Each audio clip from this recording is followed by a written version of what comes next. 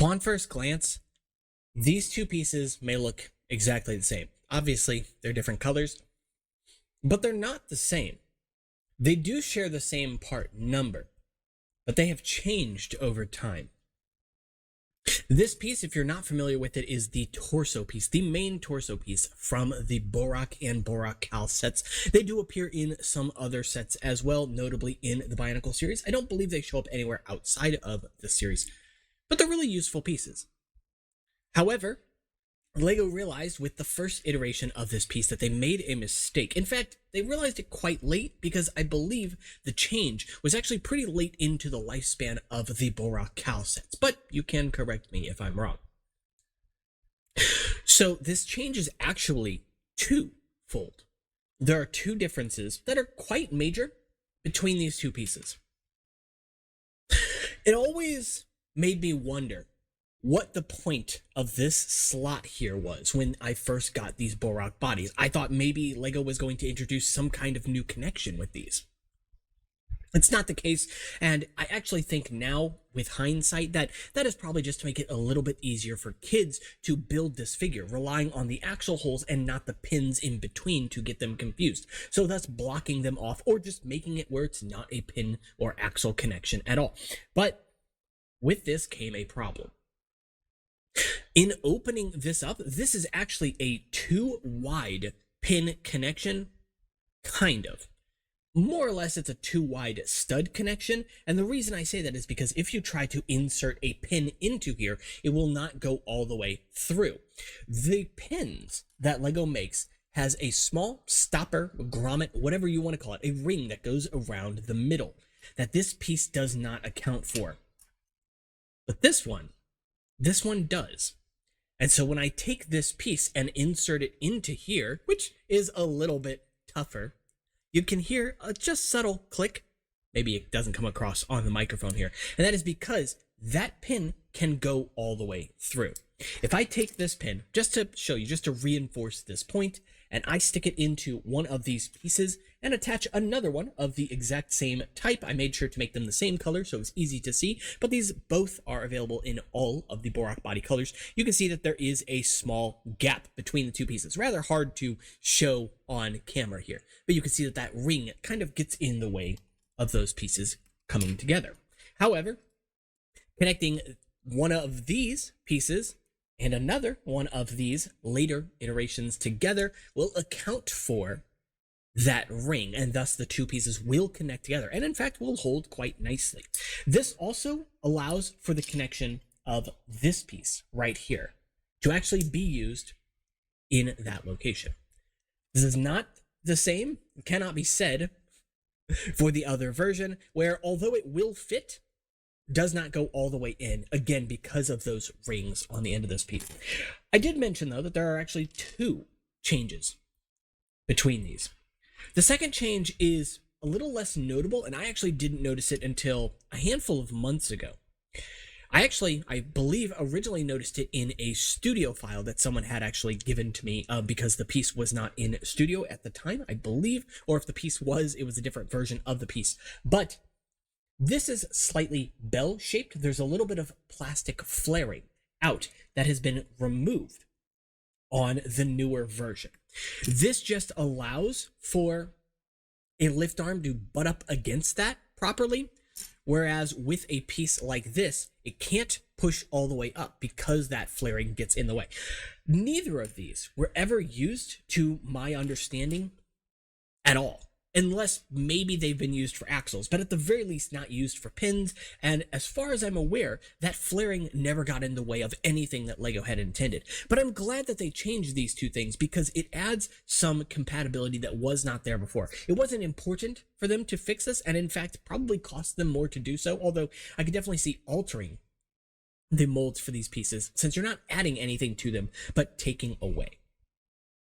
Still, I find it quite interesting, and upon first glance, it can be rather hard to tell the difference. The main thing I look for, of course, is that extra ring, that inset on these, because they do have the same part number, in fact, in the same location.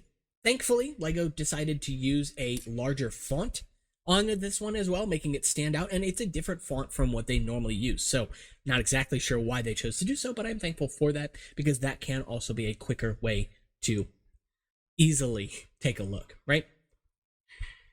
So I just find this kind of stuff fascinating, because it's not the only piece that LEGO has retconned, if you want to call it that, right? That they have gone back in the past, and someone mentioned sort of adding like a DLC, which I think is a really good sort of thing to consider.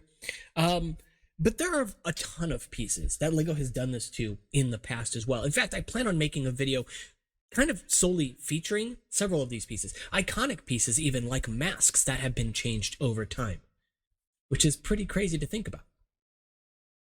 But it makes a lot of sense, and I love to see stuff like this. LEGO is still doing stuff like this today, even.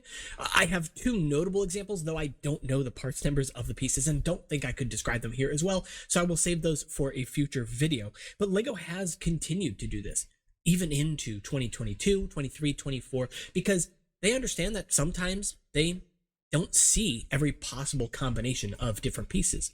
It's hard to do that, and as the library of LEGO pieces continues to grow, it gets harder and harder to sort of make sure that every piece has the right kind of compatibility with every other piece that has come before or may come in the future. I think LEGO does a very good job with this, in the sense that they sort of have a set of rules for themselves for their pieces to follow, which can help.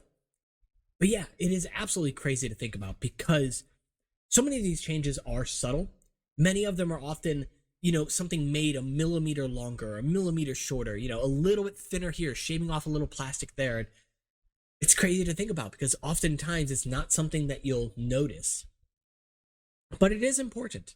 And it's especially important when you're talking about something like LEGO, where the tolerances are to like the millionth of an inch or something like that. It's crazy.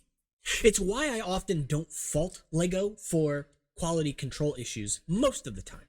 There are some egregious examples, some things that we have known about for years or the better part of a decade, with fragile plastics, for example. But for the most part, I give them a pass on a lot of other small nitpicks, because just imagining the amount of quality control, for one thing, that would take to make sure that everything is included in the package, in the right amounts in the package, isn't damaged when the packages are sealed. That's difficult. And then to also understand how plastics are going to change over time, that is difficult too. LEGO, thankfully, is very good when it comes to their parts breaking, replacing them, or if their parts are missing, replacing those as well, oftentimes doing so for free, and I applaud them for that. I can't think of another company that has to do what LEGO has to do, that has that same kind of monumental task. And I think it's a testament to how well LEGO does stuff like this, because this isn't something that they shouted off the rooftops. Most people didn't even notice that this was something that changed.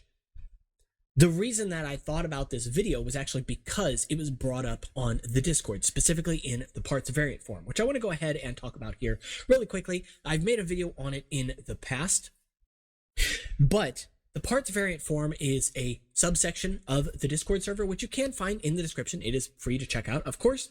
And the parts variant forum specifically, let me catch my breath here, is designed so that you guys can also add your unique pieces to the forum in any number of ways, right? It's not just about Bionicle, but it's about LEGO pieces in general. Because so many pieces have so many different variations, and then you go to a resource like Bricklink and you can't tell which is which, because many people use the same photograph over and over again. And so you get something and you find out, oh, this piece was a knockoff, or oh, this piece was the wrong shade of silver. Like, that becomes difficult. When you want to order this piece on Bricklink, you may get this piece, but you just as easily may get the one I dropped on the floor. You just as easily may get this one, which is a different shade of blue. And you could just as easily get this one, which is an even lighter shade of blue. 3 different shades here. All 3 can be found in various different sets to different quantities, and of course will change around. And there are a plethora of pieces like these, a handful just here alone. And this is nothing, you know? It's often the case that this type of stuff shows up with dual molded pieces or marbled pieces because there's just natural variation in those pieces in general. And LEGO has shown the ability to be able to really control this and hone this in, but they don't always. And I think that that's a good thing because it gives each separate type of build a unique quality to it. When you look at something like the Bohrok windscreens, how impressively similar they are to such a degree that they have the same stripes in the same locations. Or even thinking about the obvious example of this with the Tahu Nuva Poison How, which comes in 4 to 5 variants, depending on who you ask, but 4 recognized variants. LEGO would consider it just one, of course, but at the end of the day, it's all about subtlety. And so when you want a specific thing, when you want to look for a specific item, you can take a look at the parts variant form so that at the very least you know that something exists.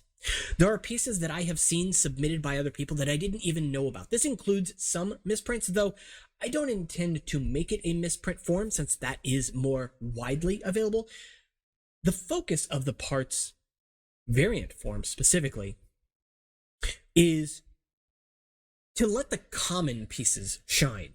Pieces like the Tehuti Huna, which come in various amounts of silver, some with barely any on the chin, while other ones have it nearly up to their forehead. I think that this was intentional on LEGO's part because that would have been the only Metru Matoran mask to have been a reprint, and so they allowed for some more variation there where the others don't have. But I think you guys get the point. So if you want to check that out, that is in the description. You can also check out the Instagram and Discord. I already mentioned the Discord and Patreon in the description if you want to support the channel and get some perks. And of course, make sure you are subscribed. It does really help out the channel, and join the conversation in the comments. I'll see you all in the next one. Take care.